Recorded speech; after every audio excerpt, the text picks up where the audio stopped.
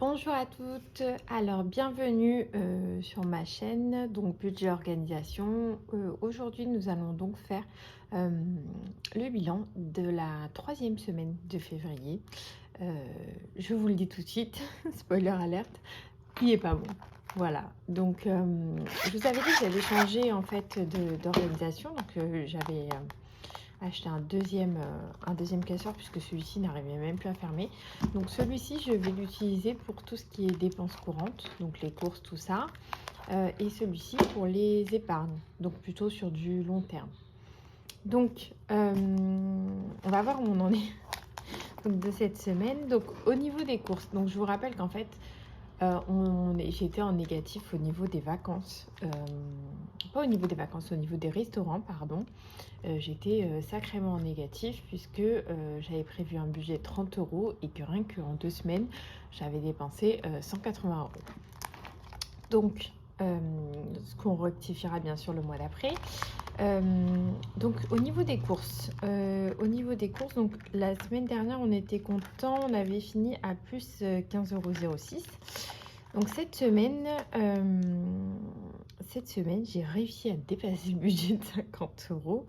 Donc je suis en négatif de 9,58 €. C'est pas énorme, surtout que bon, dedans j'ai plusieurs choses qui sont comprises. J'ai de la litière pour mon chat où j'ai fait du stock parce que je ne sais pas si vous avez remarqué, mais en ce moment, la litière, c'est assez compliqué si vous avez des animaux.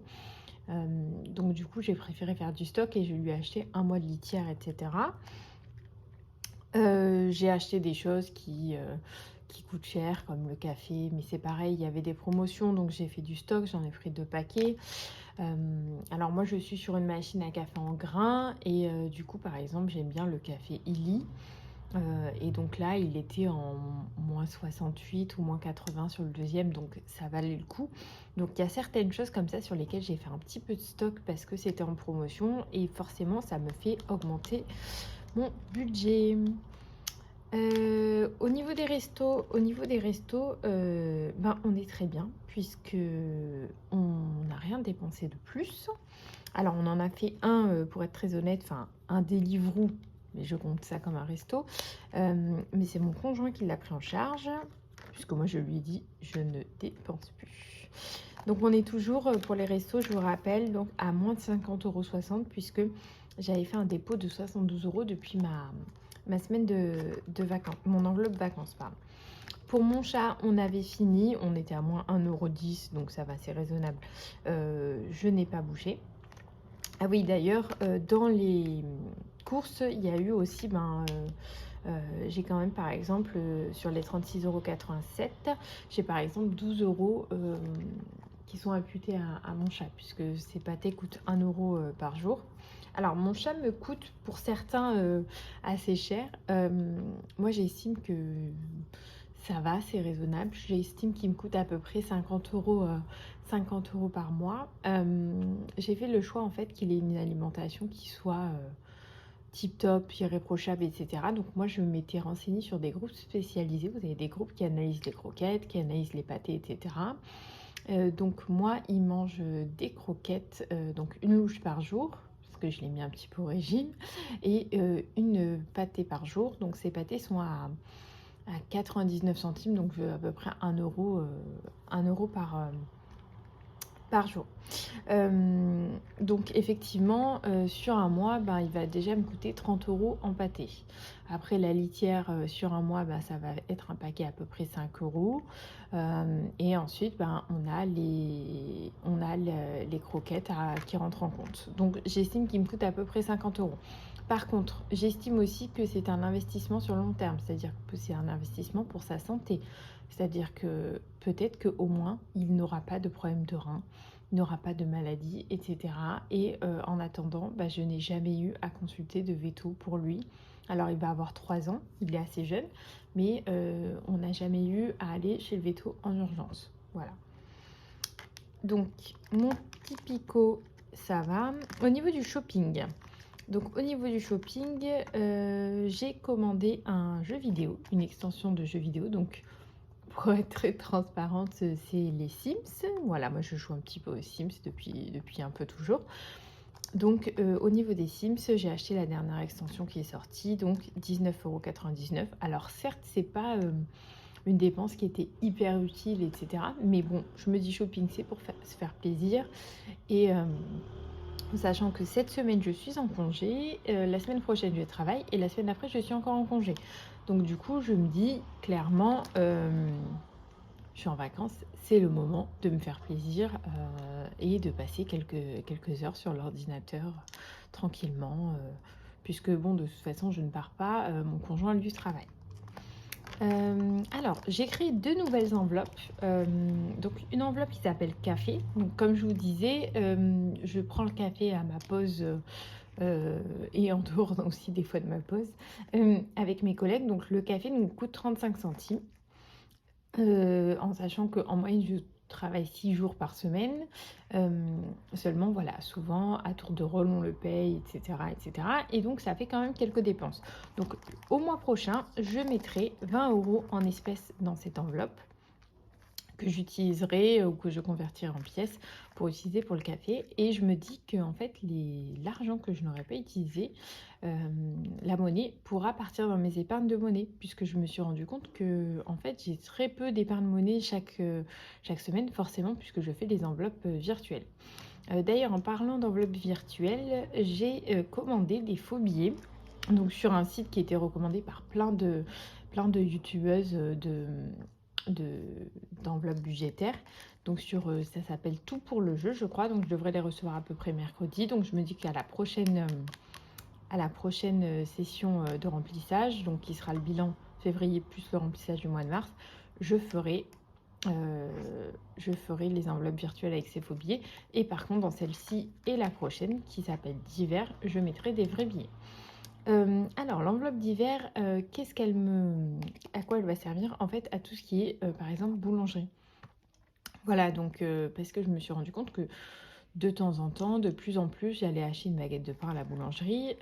Parce qu'on a une boulangerie à côté de chez moi qui finalement fait du très bon pain. C'est des petits jeunes, ils ont ouvert il y a 1 an à peu près, quand on a emménagé ici, à peu près en même temps que nous. Et vraiment, c'est pas mal ce qu'ils font. Et en fait, c'est vrai que j'aime bien de temps en temps aller acheter une baguette. Je me dis que ça soutient les commerçants. Nous, enfin, mon chéri est plus un gros mangeur de pain. Moi, j'aime bien ça, mais j'en achète très peu finalement. Depuis que j'habite toute seule, je me rends compte que j'en consomme très peu. Et du coup, bon, même si c'est pas forcément ce qui est hyper conseillé pour la santé, etc., de temps en temps, une baguette de pain, une fois par semaine. Et c'est vrai que bon, c'est 1 € la baguette de pain et je me vois mal leur payer 1 € en sans contact. Alors, je sais qu'ils le prennent. Maintenant, je sais aussi qu'ils ont énormément de frais sur les cartes bancaires. Et à un moment donné, je me dis, le pauvre boulanger, il vend 1 € sa baguette. Moi, je la paye 1 €. Lui doit donner déjà 10 ou 20 centimes à la banque. Non. Voilà. Donc, je préfère le régler en espèces. Donc, une petite enveloppe d'hiver pour quand de temps en temps, on va à la boulangerie, on se prend une baguette. Par exemple, samedi, il me restait des sous de mon enveloppe café qu'en fait je faisais dans mon portefeuille. Il me restait des sous, il me restait des espèces. Je suis allée et je nous ai pris aussi 2 petites pâtisseries. Voilà, une pour moi, une pour mon chéri. En parlant des courses, je vais vous faire prochainement une vidéo, donc je pense que je sortirai mercredi, une vidéo sur mon organisation course pour cette semaine et le fait que j'essaie de faire des menus et je calcule en fait combien me coûtent ces menus. Au niveau de mes enveloppes à long terme. Alors ça c'était mon total épargne qui n'est plus du tout bon. Alors au niveau de la voiture, on a toujours 300 €, je n'ai pas touché, donc je suis en train de passer mon permis, donc j'aimerais rajouter 1 000 € à mon budget voiture, donc en sachant que j'ai contracté un petit crédit pour m'acheter une voiture plus tard. Je l'ai contracté même si j'ai pas encore le permis, parce que déjà de 1, ça me motive, et de 2, au moins je commence à rembourser dès maintenant que j'ai pas de frais de carburant, d'assurance, etc. Ça va vraiment m'aider. Au niveau des impôts, on a toujours 200 €. Donc, je m'attends à une régule d'impôt parce que déjà, ils se sont trompés dans mon prélèvement à la source pendant plusieurs mois. Parce que quand vous demandez à augmenter votre taux, sachez que ça n'est pas fait tout de suite. Des fois, ça peut prendre jusqu'à 2 mois, 3 mois à être pris en compte. Et en plus de ça, ils se sont basés sur mes revenus de l'année dernière. Mes revenus, déjà, dans un premier temps, il me semble qu'ils ont augmenté. Et surtout, j'ai eu en fait des revenus supplémentaires liés au fait que j'ai fait des vacations à l'université, c'est-à-dire j'ai donné des cours en tant que vacataire à l'université et du coup ça m'a rapporté à peu près je dirais 3 000 € net. Donc en gros il faut quand même que je rajoute quasiment 4 000 à 5 000 € de net fiscal à ce que j'ai déclaré. Donc sur mon enveloppe Axel, j'avais fait une commande Amazon, on l'avait vu, il me restait 1,01 €, ce qui faisait à peu près la balance avec l'enveloppe de mon chat. Sur mon enveloppe Fabien, il reste toujours 7 €. Sur mon enveloppe des fêtes, il reste toujours 20 €. Sur mon enveloppe de vacances, il reste toujours 37,70 € puisque j'avais pris 72 €. Mon enveloppe projet est toujours vide et mes épargnés défis n'ont pas bougé. Il me reste toujours 30 € sur les fonds d'urgence. Et tout ce qui est centimes, pièces, etc., je regarderai à la fin du mois s'il me reste. Alors, du coup, sur cette semaine-là, on est en déficit de 9,58 €. Donc, je vous rappelle que pour la première semaine de février, j'étais en déficit de 74,90 €. La deuxième semaine, on a fait un petit bonus de 15,06 €. Donc là, on est à moins 9,58 €. Donc, je pense sérieusement qu'on va finir en déficit. C'est même sûr. Alors, je vais juste calculer. Je ne sais pas si vous voyez, parce qu'il y a le reflet. Alors, 15,06 € moins 9,58 moins 74,90. En tout, sur le mois, je suis en déficit pour l'instant de 69,42 €. Je suis carrément pas sûre de réussir à économiser sur mon enveloppe course sur cette semaine-là. Peut-être, mais vraiment pas grand-chose, peut-être 4 ou 5 €. Donc, je suis en train de réfléchir comment je fais pour le mois d'après. C'est-à-dire que en réalité, j'ai de l'argent sur mon compte, il n'y a pas de souci, notamment l'argent du crédit voiture, etc.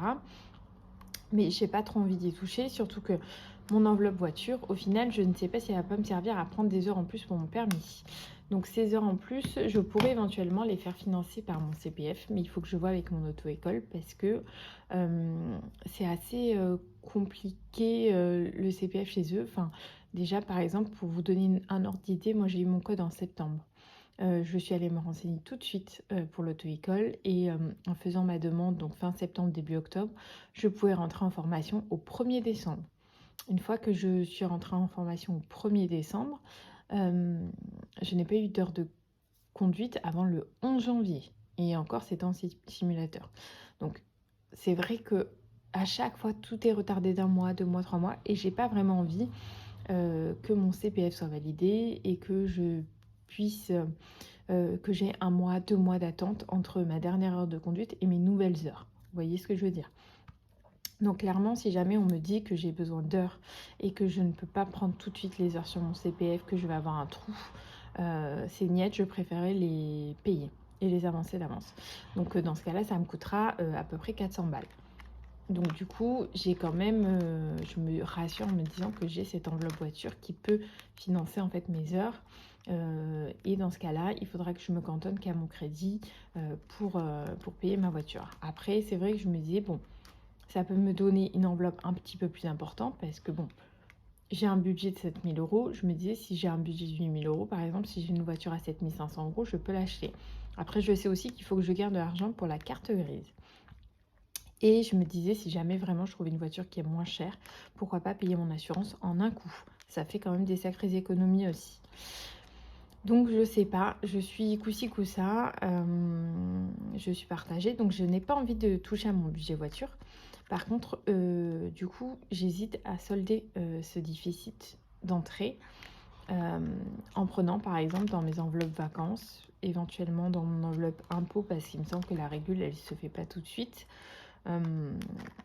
Éventuellement prendre aussi voilà, les 7 € dans l'enveloppe de mon chéri, ou éventuellement les 20 € dans les fêtes, etc. Et c'est vrai que je me dis, voilà, les 37 € plus les 7 € de mon chéri, plus les 20 € des fêtes, peut-être que en fait, ça plus ça plus ça va combler mon déficit de ce mois-ci.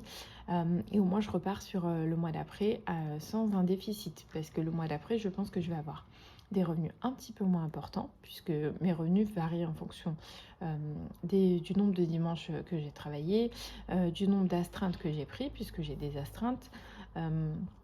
Et donc le mois dernier, par exemple, j'avais eu un revenu de 2027 euros, il me semble, mais j'avais fait 2 dimanches, 2 astreintes. C'est hyper rare que je fasse autant.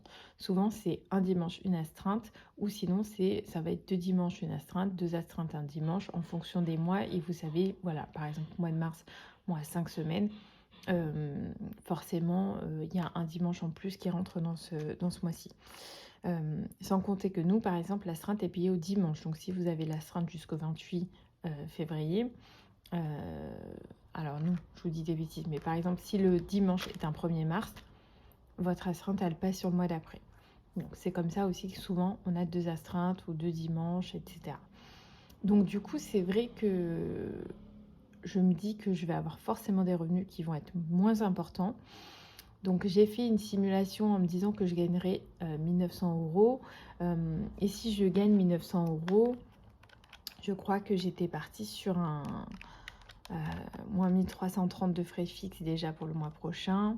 Voilà, 570 euros, moins 120 euros de course, moins 50 euros parce que on est sur un mois à 5 semaines, donc je pense que je vais prévoir 50 euros pour chaque semaine. Voilà, il me restera 400 euros à répartir dans mes enveloppes. Alors, pour ce mois de mars, c'est vrai que j'étais un petit peu... de février, pardon. C'est vrai que j'étais un petit peu... Ah mince, j'ai déjà écrit. J'étais un petit peu débitée en me disant... J'ai craqué sur les restos, etc. Je suis en déficit, ça va pas du tout, et compagnie. Ensuite, j'ai réfléchi, j'ai relativisé. C'est-à-dire que oui, je suis en déficit sur mes enveloppes courantes. Voilà, le resto, la bouffe, tout ça. Par contre, il ne faut pas que j'oublie que j'ai mis de côté. J'ai pas rien mis de côté puisque j'ai mis 150 euros en voiture. J'ai mis 100 euros en impôts. J'avais mis, bon, les 20 euros que j'ai dépensés, mais c'est pas grave. J'avais mis quand même 75 euros chez mon chéri. C'est juste que j'ai eu une dépense. C'est la Saint-Valentin, alors qui était prévu. J'ai mis quand même 10 euros dans les fêtes. J'ai mis quand même... J'avais mis 130 euros plus 125. Donc j'avais mis quand même 255 euros en vacances. Alors certes, j'ai eu des dépenses puisque je me suis fait un week-end. J'ai utilisé une partie de cet argent pour enlever le déficit. Mais ce que je veux dire par là, c'est qu'il ne faut pas qu'on oublie que même si on est en déficit sur nos courses, même si on est en déficit sur nos dépenses variables, etc., en fait, vous avez mis de l'argent de côté. Vous n'êtes pas, en fait, au final, c'est pas un mois où je suis en découvert. C'est pas un mois où j'ai rien pu mettre de côté. En fait, je n'ai pas dépensé plus que ce que j'ai gagné. C'est ça que j'essaie de vous faire comprendre. Et c'est à ça, en fait, que je me raccroche un petit peu aussi. Parce que j'étais vraiment dans ce côté auto-flagellation, à me dire, t'as craqué, t'as fait des restos, t'as fait trop de courses, tu t'es mal organisé, etc. Alors, oui, je pense que je peux mieux m'organiser et que je pense que je peux réduire encore plus, en fait, mes dépenses. Par contre... il ne faut pas que je mette de côté le fait que, tout cumulé, je pense que j'ai bien mis au moins 400 euros de côté. Donc du coup, c'est quand même pas mal. Et dans tous les cas, j'ai un budget qui est plutôt bien géré dans le sens où ce que j'ai dépensé n'est pas supérieur à ce que j'ai gagné. Et ça, c'est important. C'est important parce que moi, j'ai un peu tendance à oublier, surtout encore plus avec les enveloppes virtuelles, que j'ai un peu tendance à oublier que la voiture, les sous que j'ai mis pour la voiture, les sous que j'ai mis pour les impôts, etc., ça reste de l'argent qui est à moi et ça reste de l'argent que, en cas de vrai coup dur, je peux toucher là-dedans. C'est ça que je veux vous dire et c'est ça que les enveloppes aussi m'apprennent. Alors, ce que je trouve sympa, c'est que là, on voit vraiment mon état d'esprit au jour le jour.